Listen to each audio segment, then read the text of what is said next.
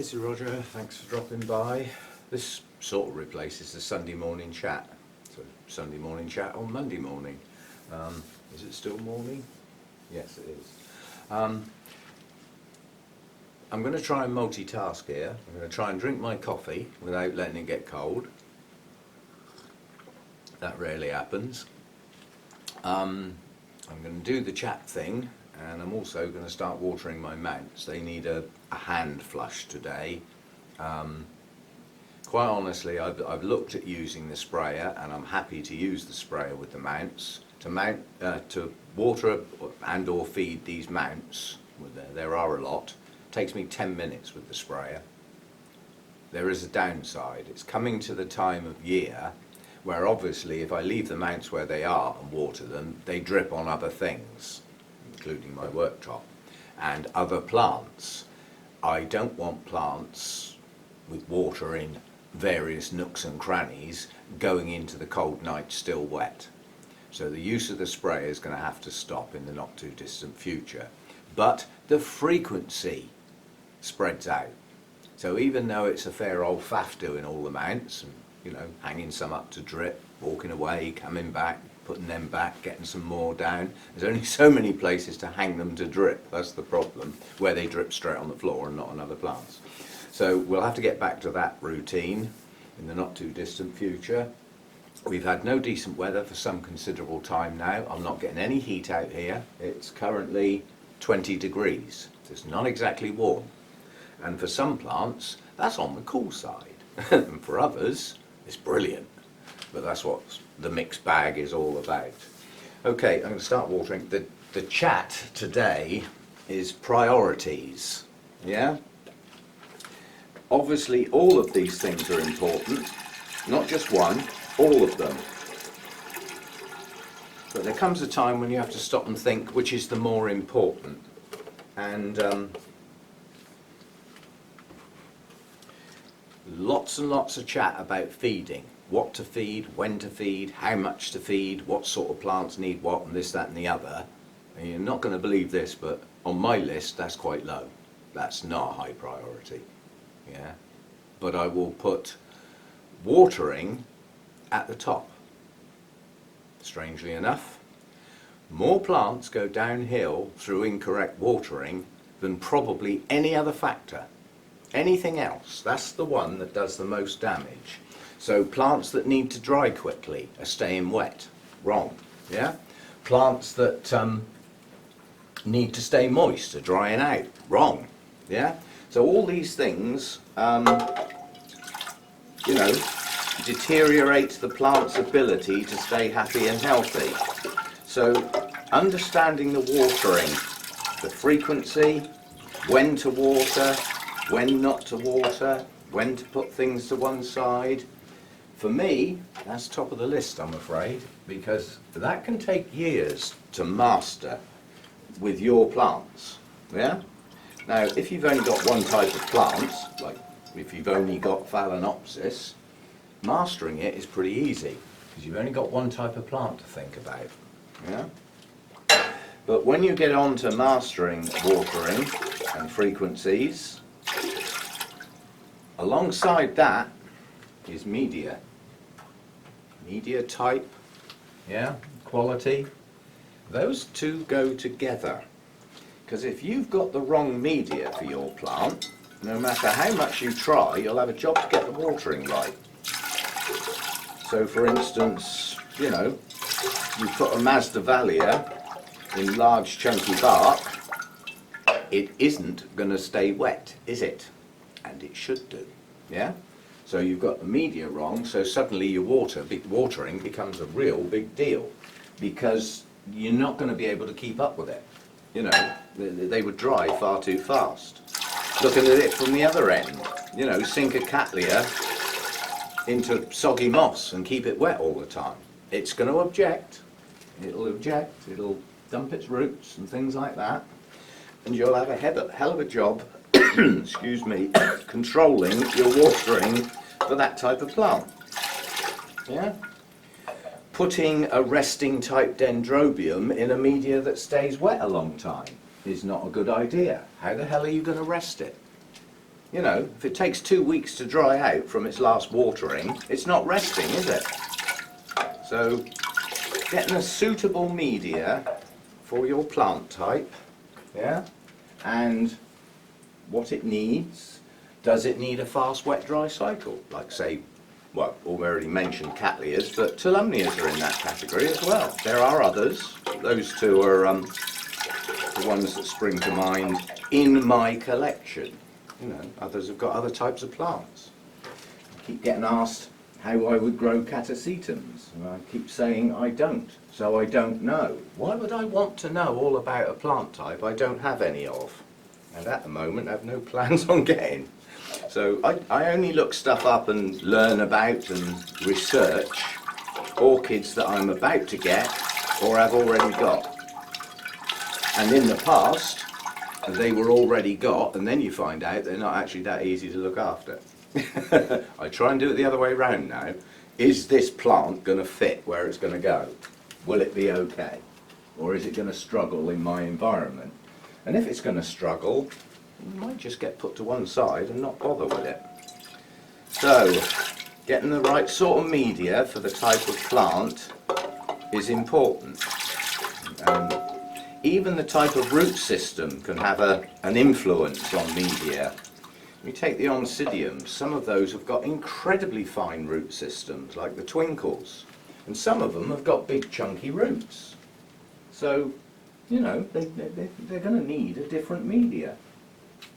You know, the very fine root systems tend to like a fine media. The big chunky root systems tend to like a lot more air around them, and don't like to be confined, so a chunkier media. Do you add moss or not? Well, how long do you want your media to stay wet? Yeah? Can you control it? If you add moss to small bark, chopped up sphagnum and small bark, it's going to stay wet quite a long time. Brilliant for Masdevallias, probably okay for Paphiopedilums, and several others. Yeah? So, yeah, you adjust your media according to your plant type. Let's get these things out of the way. Taking up all the space here. There's a good place to put these out of the way. It's called in the bucket. Wherever they are, they're in the way, but that's the only place they're really not in the way. Adjusting your media to the type of plant so that you can control your watering. So there's probably more orchids get killed by staying soggy when they shouldn't do. And obviously don't forget that if you use organic media, it don't last forever, so keep your eye on the last time you repotted it and make a note of when you think it might need doing again. And don't let them sit in media that's breaking down. Lose your root system, you've now got a rescue plant, where once upon a time you had nice healthy ones, growing well and all that. So don't let your media get stale. And for some plants, that's almost as important as anything else. Things like Miltoniopsis. They hate stale media. They will really object and dump their roots. And trying to recover those, especially if your environment's not quite right for them, is difficult. So avoid the difficulties. Yeah? So get your media right and then adjust your watering to the time of year and temperatures. Yeah? Some of my plants back in that heat wave, in pots that would normally be watered every 5 or 6 days, were needing water every 3rd day. And some of those at that point were bone dry and should have been watered the day before. I've got too many plants to go round singling plants out, they get done in sets. I can't change that. If 1 or 2 suffer a bit with that routine, then they have to suffer a bit, I'm afraid. I haven't got time to do, you know, to do too much fiddling around, or faffing around as I call it. So top of the list to me is getting your watering right and having a suitable media accompanied by getting your watering right. So that's got everything below ground or below the base of the plant sorted out. Now what about what's above ground? A lot of people think light's one of the most important things. A lot of people think temperature is one of the most important things, or humidity, yeah? They all go together, I'm afraid. There is no one more important than the other. They are a set. And I class them as environmentals, because that's what they really are. And they come next on the list as a set. And it is a set. Light requirements, suitable temperature range, suitable humidity, and you could slot airflow on the end, slightly lower, and they all go together. And yet again, they need to be right for the type of plant. Yeah? If you get those way offline, you will struggle to have a happy, healthy plant. Yeah? But if you've just killed the roots by watering it wrong, getting the light right don't make a lot of difference, does it? Priorities. Yeah? So next on the list is getting those environmentals right. That's a shame, that one's starting to go over now. Never mind, it's lasted well. And in those environmentals, light is again, what sort of plant we're on about? You know, is my light too bright for my Masdevallias? Well, it might be. But it could be also, in exactly the same place, far too dark for your Cattleyas. Yeah? So again, you need to know what plants you've got and what they need. Now I'm going to put something above all of those. Buying the right plant. Don't buy stuff you can't look after. You'll get despondent, disillusioned. There's lots of impolite expressions I could use there, but if you buy plants and keep killing them, you're going to end up giving up, aren't you? I can't do this, I can't grow orchids. Yes, you can. What you need to do is choose the right ones for where they're going to go. Yeah? Some people have got very limited environmental control. People who live in a flat or an apartment that have got no balcony or no outside space. Well, what they've got is where they live. So then you start thinking about, well, what orchids would be okay in an environment that I'm okay in? Well, Phalaenopsis. What else? Fair old few of the Oncidium types. What else? If you can get some good light going, Cattleya types. If you've got a separate room that's cool, yeah? You could even think about growing some of the cooler growers, Masdevallias and things like that. You will need to get the humidity up. That doesn't exclude them, does it? It is possible to raise humidity locally around certain plants. Oh, that bud's coming. Just giving that a bash. That bud's coming on. I wonder if it's going to open. That is something or other nocturnum. Encyclia or epidendrum. Epidendrum nocturnum. And the blooms self-pollinate and have done every time it's bloomed so far.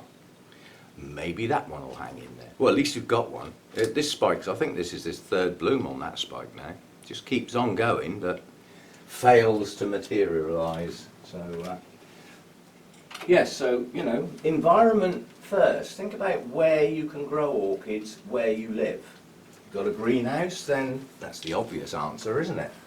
Not necessarily. I know an awful lot of people that kill Phalaenopsis in their greenhouse. It's too bright and it's too hot and it's probably not humid enough for that temperature, and they don't do well often because when somebody wants to water their greenhouse, they get the hose and they do that. They're lazy. And if you keep doing that and getting your Phalaenopsis actually absolutely drowned with water sitting in them, yeah, you could cause a problem. So, yeah, I know quite a few excellent growers who kill Phalaenopsis because they grow them in their greenhouse. And I know others who've got greenhouses dedicated to them. It can be done.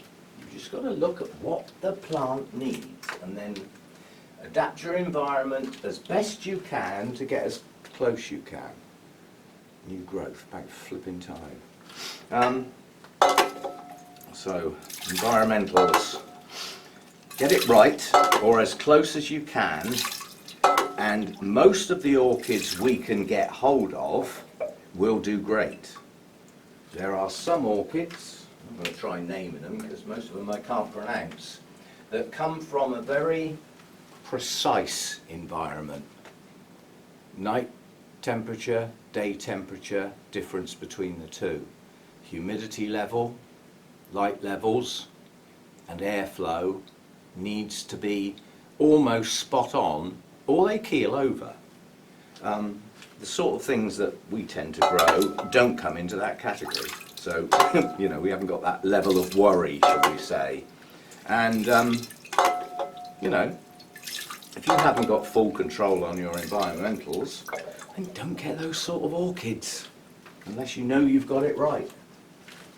You only get upset and, like I say, you get despondent, you know, especially if you've paid a bit for an orchid, and then you look round 3 months later and it's brown bread.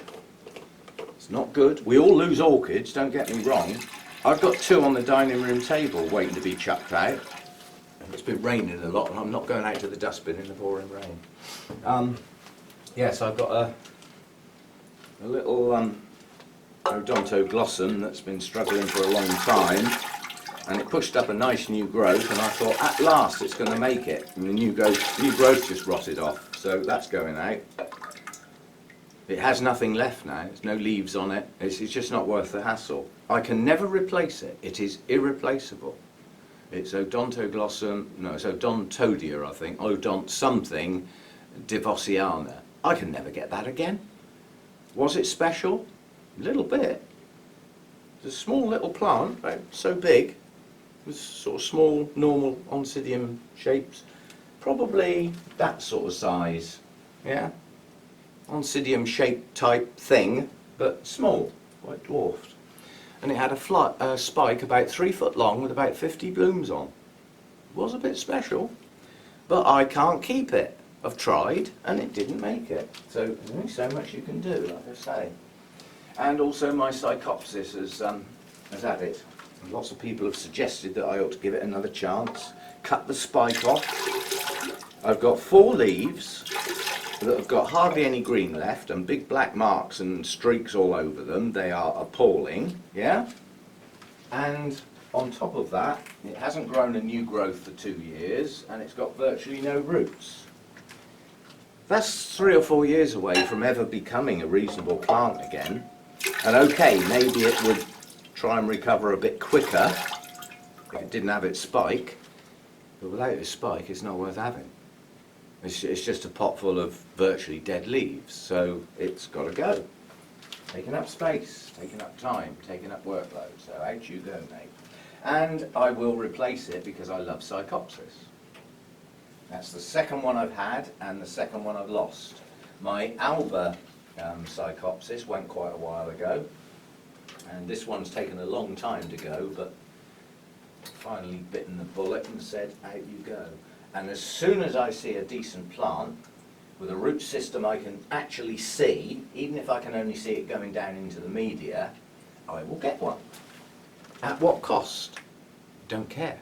Not anymore. I buy so few orchids, that's what I want. If I see a good one, I'll get it. Right, so that's environmentals. And then guess where feeding is? Right at the bottom. Why is it right at the bottom? It doesn't matter that much. I'm not mucking about, pulling your leg. We've had a lot of discussions and threads going for miles. It's so long you need an hour to flip and read them all about feeding, feed content. And that's before you even start about feed strength. The most important thing to know is your plant a high feeder or a very low feeder? Get those 2 bits wrong, you'll be unsuccessful. You feed your things like Masdevallias and Draculas too high, you'll ruin the leaves, you'll get brown burn marks on your leaves, brown tips, you get dry, they won't be happy at all, and you may well lose your root system, yeah? You've got something like a Vanda or a Phalaenopsis that needs a good kick virtually all the time, and you underfeed or give that next to no feed, it'll not do much. It'll just slow down almost to a standstill. Might not die, but it's not going to do very well, is it, if it's something that needs a good kick all the time? So again, you know, understanding the level of feed.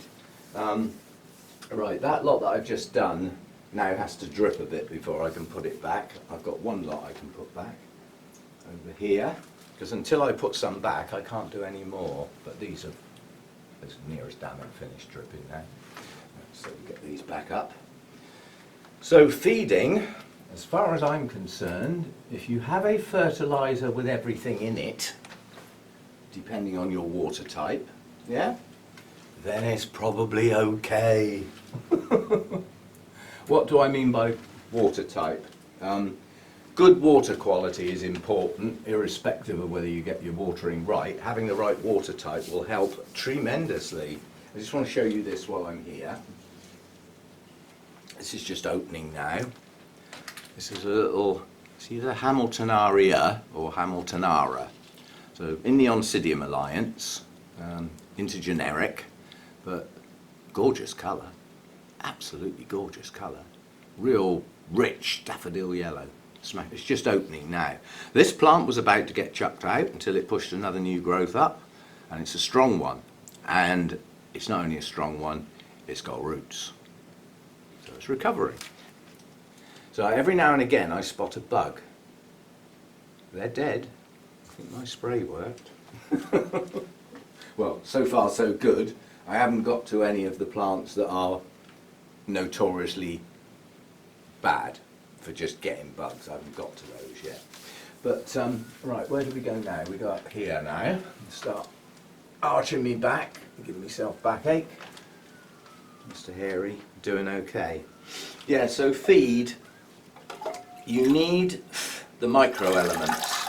They're the ones with the tiny little numbers at the bottom of the list. If your fertilizer says that it's got this NPK and trace elements, are you sure they're all there? If they're not listed? Yeah? Think about it.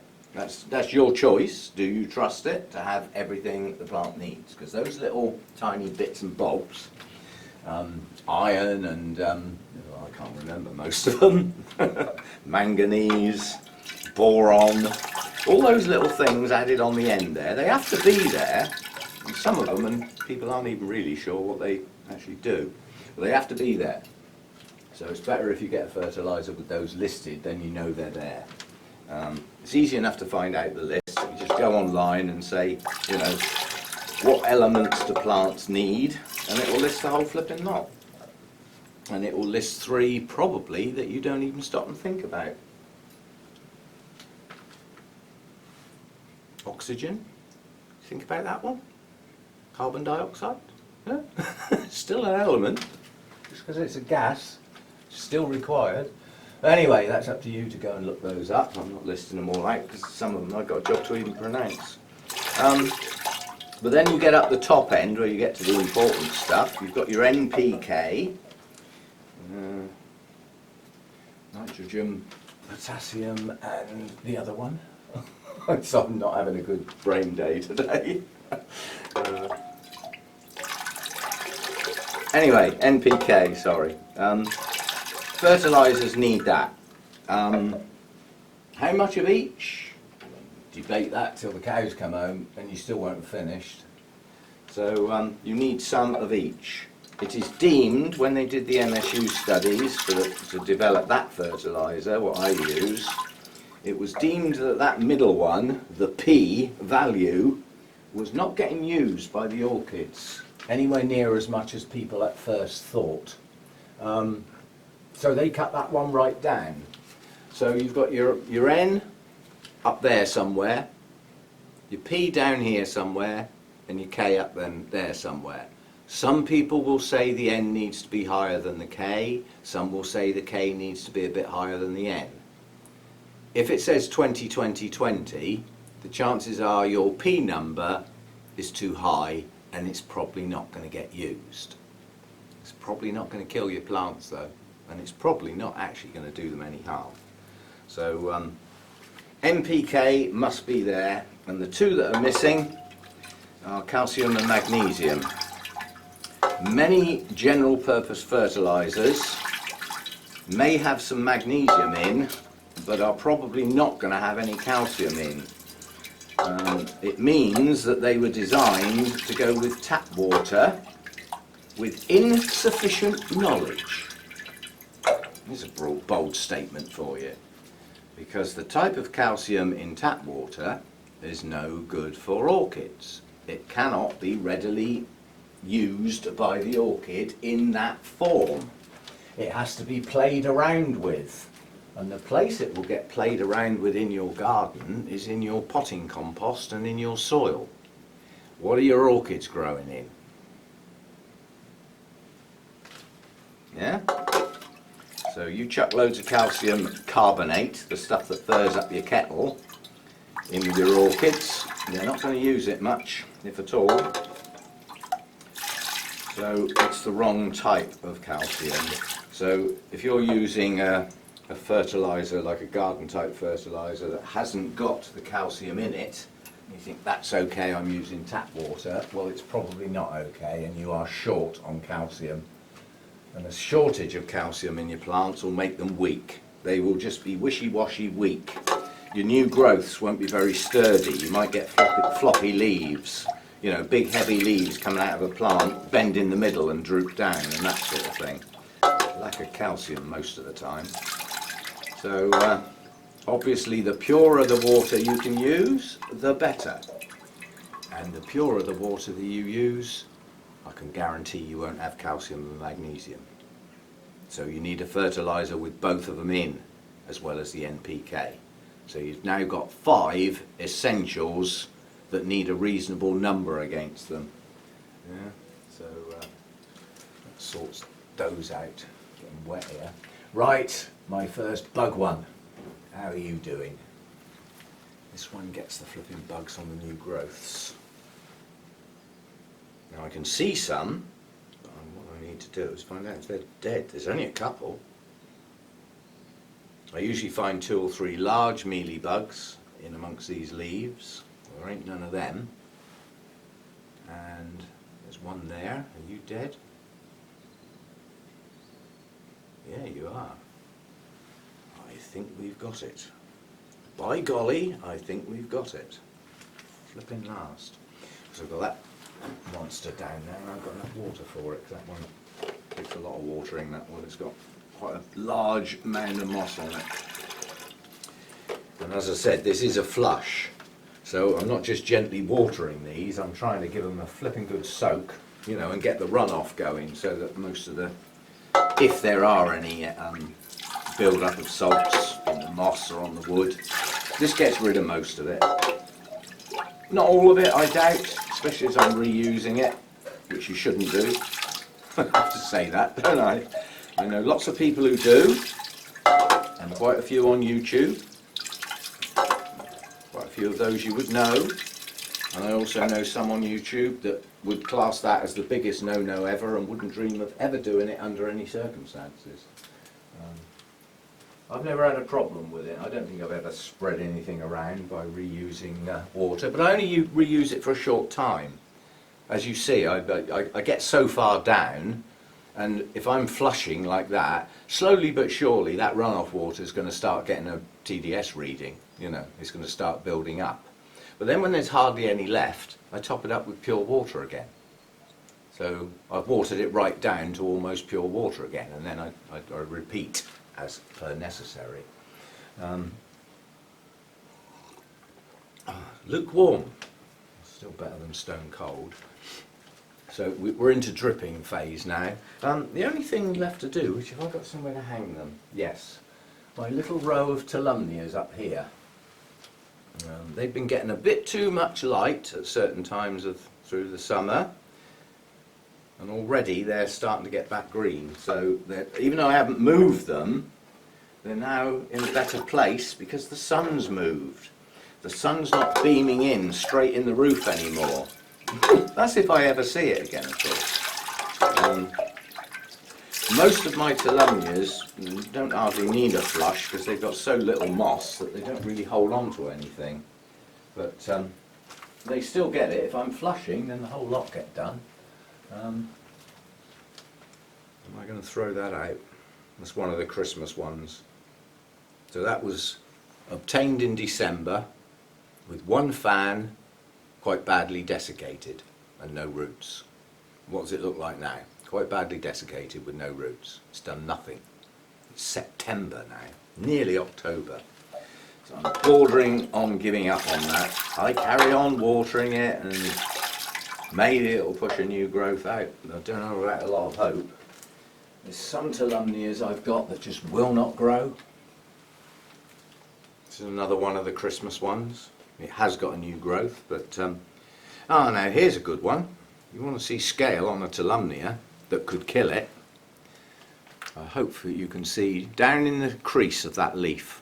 It's virtually pure white. There's so many on that little plant.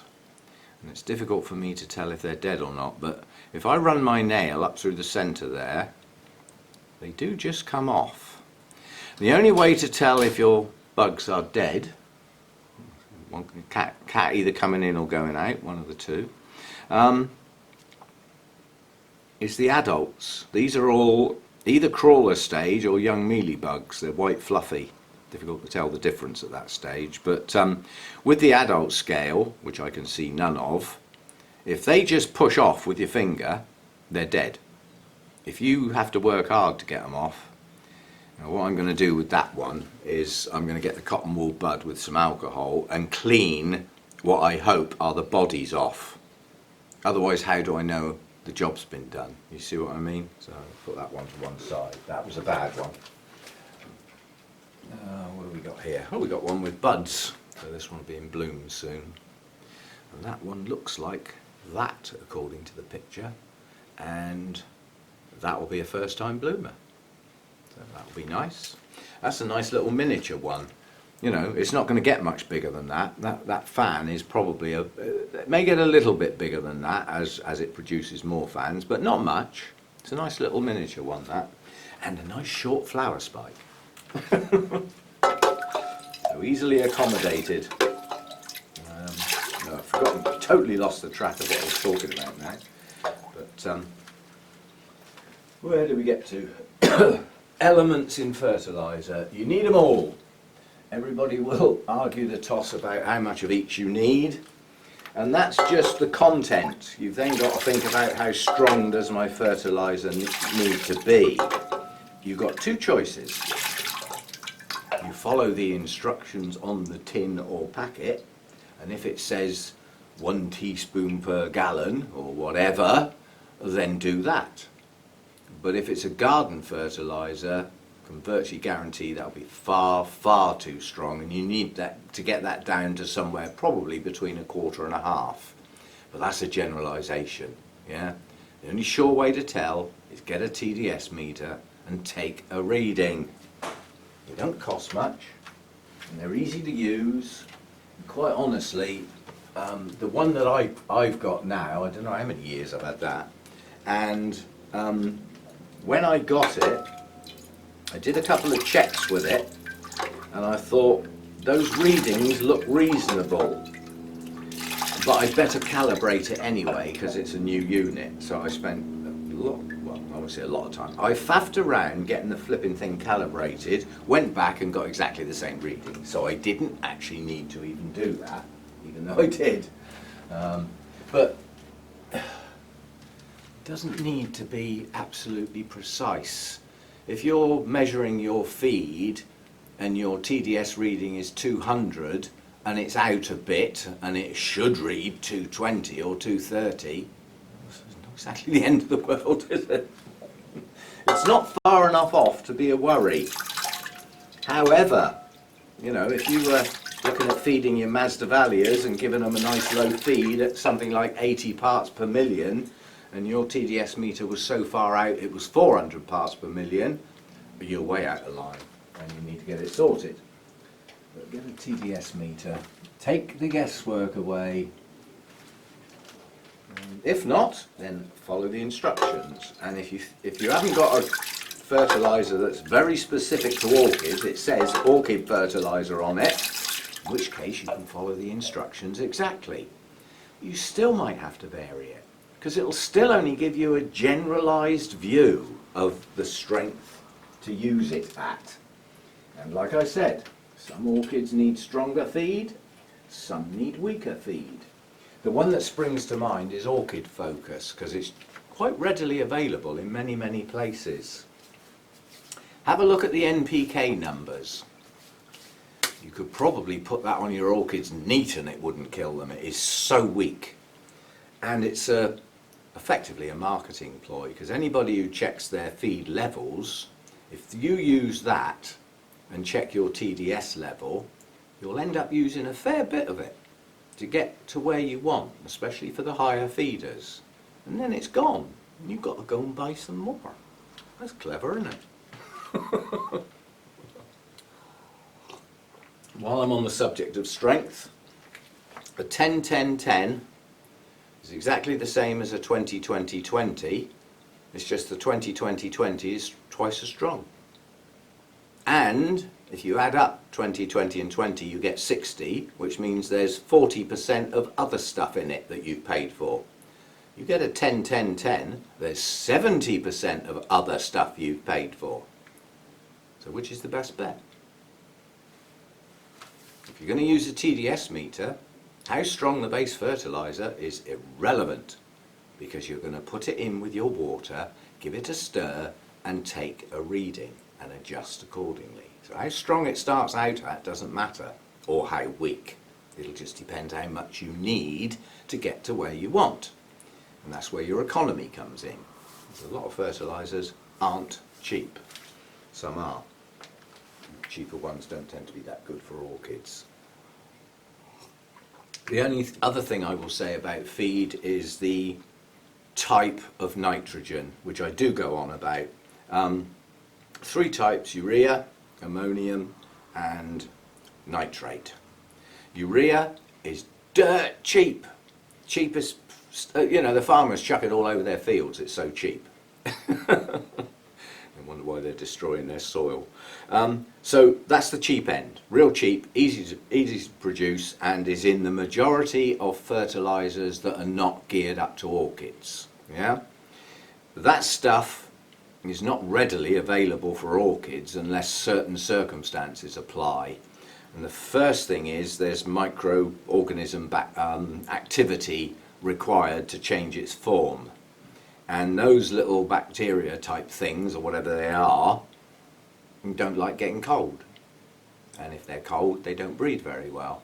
So use that type of nitrogen with low temperatures and you're virtually excluding your nitrogen. Especially in orchid media, which tends to be like bark, chunky stuff. It's not soil, is it? So the bacteria are not generally there in any quantity. Lower the temperature down and they're virtually non-existent. Ammonium works the same way. Yeah? So same logic really applies. Nitrate, nitrogen based on nitrate, is readily available for the plant anytime, anywhere. So what's the best type to get? There you go. Half and half isn't bad. If it says, like 10% nitrogen based on 5% ammonium and 5% nitrate, that's probably okay, because you're still getting some nitrogen in there. And given time, that ammonium type nitrogen might actually get converted into a usable form, depending on what sort of media you've got and what your temperatures are like. But err on the safe side. Try and find a fertilizer that's got the nitrate type nitrogen in it, and it's just up and running straight away. Anytime, anywhere. And that's about it. I haven't been watching the clock. I haven't got a clue how long I've been rabbiting on, but if you're still here, thank you. A lot of patience. And if you skipped out earlier, you're not hearing me say this, so it doesn't matter, does it? Anyway, thanks to new people to the channel. I've had quite a surge over the last, 3 or 4 months.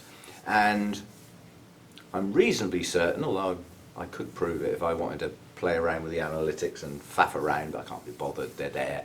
Great. Welcome. But I think I had a bit of a surge onto my channel because a sequence of videos had the word Phalaenopsis in them. And in they came, rushing. So whoever suggested that idea, thank you. I probably wouldn't have thought of it, I don't think. Maybe I did think of it. I don't think so. I think it was a suggestion. You know, why don't you have a go at growing some Phalaenopsis in the house and do a set of videos to go with it? So we did. So that's done. I don't think I've been rabbiting too long because my coffee's not stone cold. So that's the equivalent of the Sunday morning chat. But in the priorities, get your watering right so you don't kill your plants by over or under. Well, I shouldn't really say over-watering, watering too frequently when they don't need it, yeah? And those that need to stay moist, keep them moist. So get that watering sorted out. That will change as your seasons change. Now, if you live in some sort of apartment or home where your environment stays constant indoors, you don't have to worry so much about that, do you? Yes, you do. Your light levels will change and your day lengths will change, and that will affect how much water your plants are using, and the frequency will change. So, you know, in a heat wave in the summer, even your inside of your house, apartment, whatever, is probably going to heat up more than it normally does, and you've got 15, 16-hour days of daylight. Your plants are going to use more. Frequency will come round more often. Get into the winter months where you're down to blinking 8, 9-hour days and you've got your heating on, you know, and you're sat there in your blinking cardigan, your plants aren't going to use much water. So try not to use a calendar. Try not to think it's Saturday, it's watering day. Because in the warmer weather, it might have been watering day on Thursday and you missed it. And in the winter, it might be watering day on Saturday, but it isn't. Perhaps it should be Monday or Tuesday, going the other way, because they're still wet when they shouldn't be. Yeah? So get that right. There's more orchids go downhill from getting that bit wrong. And then it's down to right plant, right place. Happy place for the type of plant. Light, heat, humidity. Yeah? Get those right for the type of plant. Bit of airflow if you can get any. And not a force 8 gale and a blast, especially when the air is cold. Yeah? So gentle air movement is all they need. Don't need to force 8 gale, unless it's 40 degrees, in which case a gale will probably do them the world of good. So that they come next down the list. And then, as I said, choosing the right plant to match that. And last is feeding. Just give them some flipping food now and again, and don't break your neck and get headaches and hold your head in your hands thinking, I don't understand all this. You don't have to. You can if you choose to. If you want to understand what every single one of those elements does, you still don't know it all, because many of them interact with each other. Some of them, if they're in larger quantities, can shut down some of the others. So whereas you thought you had everything in your fertilizer, if it's not balanced in a reasonable manner, one will shut down another one. So one's suddenly missing. Some of those elements, if they get up too high, they actually become toxic. Yeah? So just because you understand what each element does, like this one does growth, this one helps photosynthesis, this one works with that one, once you start looking at the combinations of things that can go on, you need a white coat and goggles and a lab and science degree and hair that sticks up like that. Nutty professor job. And do you need all that? No. If you want all that, it's out there and it's knowledge. If you have a thirst for that, go and read it. Understand it.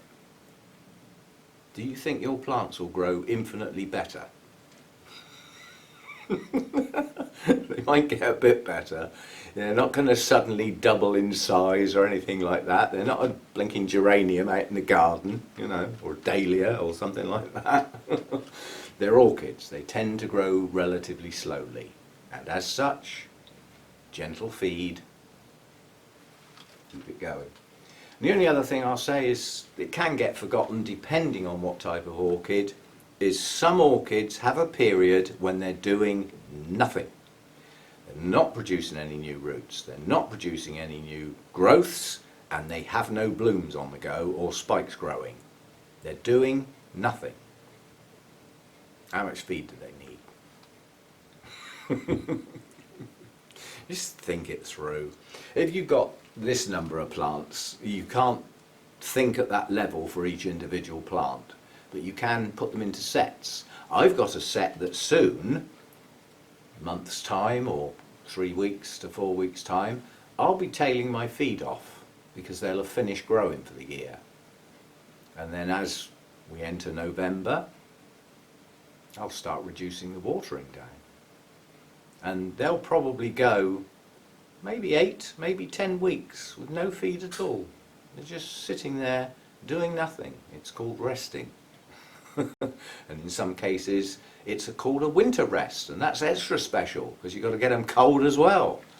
Yeah, and increase the light level. But as I said, faffing around with environmentals because an orchid desperately needs those seasonal changes or it won't bloom, if you can't do that, then don't get those sorts of orchids. If you can, they're very rewarding. But I don't know, best advice I can ever give is don't struggle. And the way not to struggle is don't get orchids you can't handle very well because of where you live, how you live, yeah, and where the plants are going to be. If the plants are going to struggle, you will as well. Because you know what we know what they like. We don't like a plant to die on us. But some will, whether you like it or not. Our previous president, very stately gentleman, very well spoken, quiet spoken, incredibly knowledgeable gentleman. When I hadn't been at the Orchid Society very long, I got talking to him. I felt a bit in awe, I must admit, but I said, you know, somebody was mentioning about beginners and we've got some experts and this, that and the other. I said, how do you know when you're not a beginner anymore? Is it when you stop killing orchids? And he went, oh, no. You never stop killing orchids. I thought he was going to say, no, that's not how you tell. No, you never stop killing orchids. So we're going to have a loss now and again. Accept it. And often it's because you got a duff plant in the first place. Not always, but it can be. Anyway, thanks for listening to the waffle. Discussions this weekend with my daughter. We had a chat about the merchandise idea. And she said we had to look at some other channels that are doing it and what they've got on offer. And concluded that some things don't look very nice. So if you're going to do it, really think about it.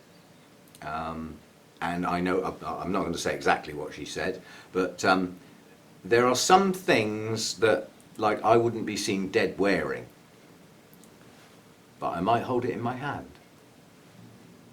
Yeah? So I am going to probably go down this road, but there's quite a bit of design effort to be done first. And I'll be very selective what type of merchandise I choose. It's the sort of thing that you're probably not going to be walking up the street with. Let's put it that way. So things for around the home. And the thing that my daughter said would probably go down really well were the mobile phone covers with a little design logo on. Yeah? And the merchandise site actually does those sized for specific phones. So when you go to buy your phone cover, your Rogers Orchids phone cover, maybe, you say what phone you've got, and it'll be tailored to the size of your phone, because some are fatter, some are thinner, some are wider, you know, all that sort of stuff. So yeah, and that sort of stuff. A mug, I quite like the idea of mugs. Fridge magnets. Yeah, anyway, I will look into it. First of all, we need a Rogers Orchids logo, don't we? Because I haven't actually got one. My YouTube banner, my thumbnail that you see, is very distinctive with all that bright orange and yellow and black, but it's not a design logo. You know, a design logo is either, you know, some elaborate lettering with nothing behind it, or some sort of oval shape with a design and perhaps a bloom on. So I've got to still do that, and I've got to come up with something that people would accept, as I said. So I'm looking into it. And the other thing is, I was looking at my daughter's actual phone, and I said, because I keep thinking about getting a better phone, and I said, tell me about your phone, sort of thing. She said, this is a refurbished phone. It's an iPhone 6 or something or other, which is quite old relative to where iPhone is now. But she said, this does everything I want, and I haven't got £400 or £500 to pay on a phone. So this is what I got. And it works perfectly well, does everything. And I had a look at some of the photos she'd taken and how easy they are to take. It's worth me getting a phone. I had to do the photos for our Orchid Society magazine at the show on Saturday, and I used my DSLR indoors with artificial lighting and the curtains drawn, and my photos are not very good. And then I went on Facebook and had a look at some photos that somebody had taken on their phone, and they were stunning. So I think we'll be getting a better phone. And who knows, it might even be capable of live streaming direct to YouTube. Who knows? I don't know that yet. I'll have to try it and see. Perhaps you need a much better phone to be able to do that. But I was watching Orchid Diva at an orchid show this weekend with Blanca and Todd all meeting up and stuff like that. Just walking around with a phone, live broadcasting. I thought, considering the faff I have to go through to get that going, we may be going down that road. Anyway, that's for the future, not for now. I'm going to finish my coffee now, get this thing processed, get these plants hung up, and get on to the next rack.